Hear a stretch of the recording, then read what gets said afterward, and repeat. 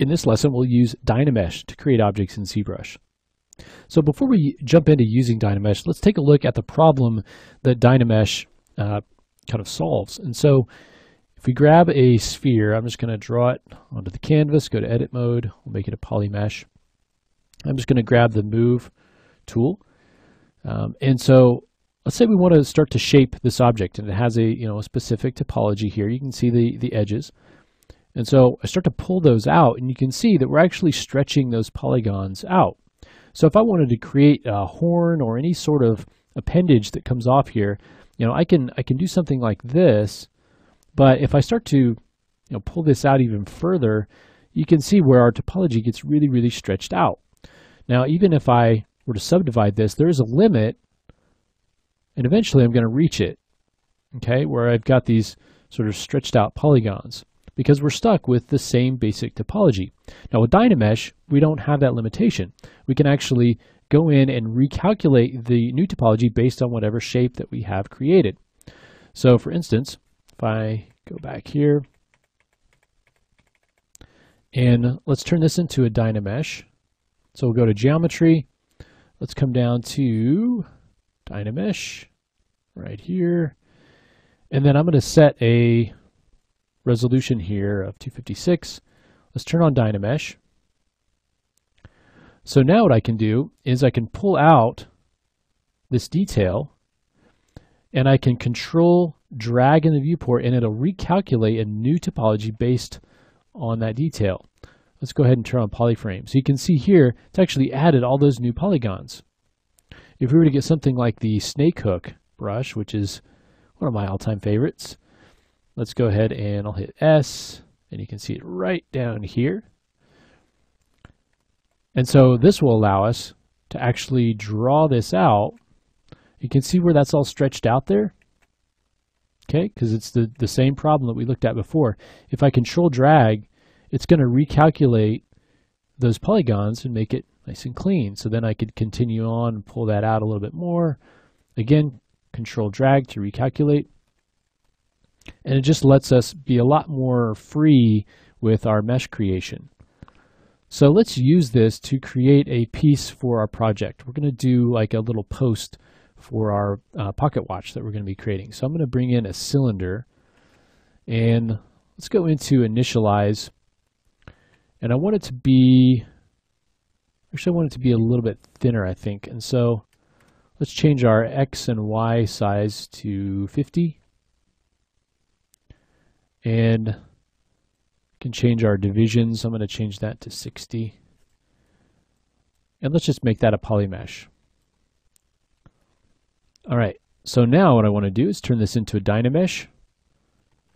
I'll up the resolution. Resolution just kind of lets you know how much resolution. It's based on sort of a grid that's around the object. And so if you're trying to capture more details, you can do a higher resolution. Okay, let's go ahead and just do a Dynamesh. Okay, so now what I want to do is start to combine and cut away parts of this mesh. And to do that, we're going to combine Dynamesh with the insert brushes. So the insert brushes, you can see there's a cylinder here, there's an insert cube. If we come over here, there's an insert sphere. There's a bunch of other ones which we'll look at later, but let's just use the insert sphere. So now in this same subtool, we're not adding subtools or anything like that. I'm just going to draw the sphere out onto this post. So now we have a sphere that's located inside of this. We can move it around because the other part of it's masked off. So we can get it kind of exactly where we want it to be. And now we'll do a couple things. We're going to control drag to unmask that area. So control drag. And then we're going to control drag again. And that's going to Dynamesh those objects together.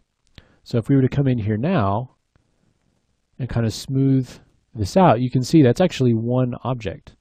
It's all one skin.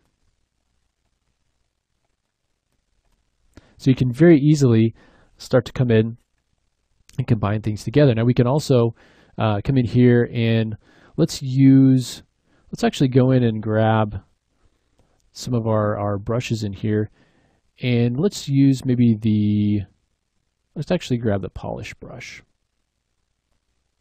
And I want to turn on symmetry, radial symmetry in the Y. And that will allow us to come in here and make some sort of detail on the sides.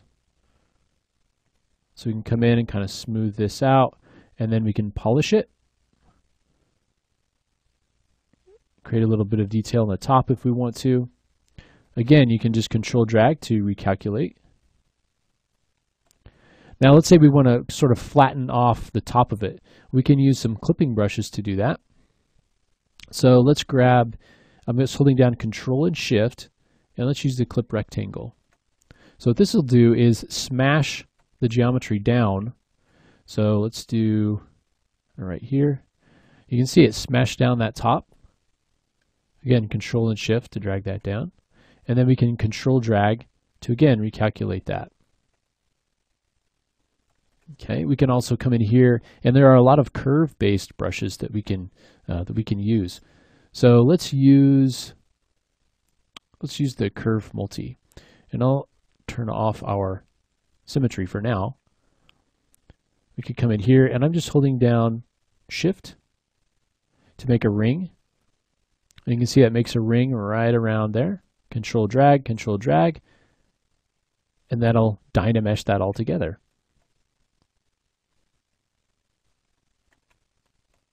Okay, so Dynamesh will let you combine, cut apart, lots of different things, and then you can come in and recalculate the mesh, dynamic topology, Dynamesh, dynamic mesh.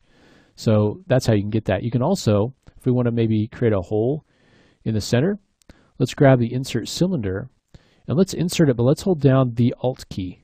So holding down the Alt key, inserting that cylinder. You can kind of see where that is at that point. We can use Move to move it up and decide kind of how deep we want to cut it out. And then Control drag, and then this time when we Control drag, it's going to actually cut that part out.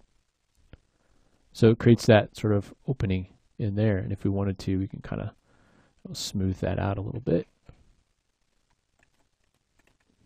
Okay, and you can play around with this a little bit more. There's also some planar brushes, which are really cool. So if we choose the, let's do like planar cut, and we turn our symmetry back on, we can get some really kind of interesting effects there. More of a kind of a hard surface kind of a look. So it's basically just taking that plane and cutting it, kind of smashing it down. So something like that. And then again, you can always just remesh it. And then when you're done, you can just turn off Dynamesh, and you've got a kind of a combined object here. Okay, let's continue on in the next lesson, looking at a little bit more in the way of slicing things up and using some of the other sort of hard surface sculpting techniques. So we'll go ahead and do that next.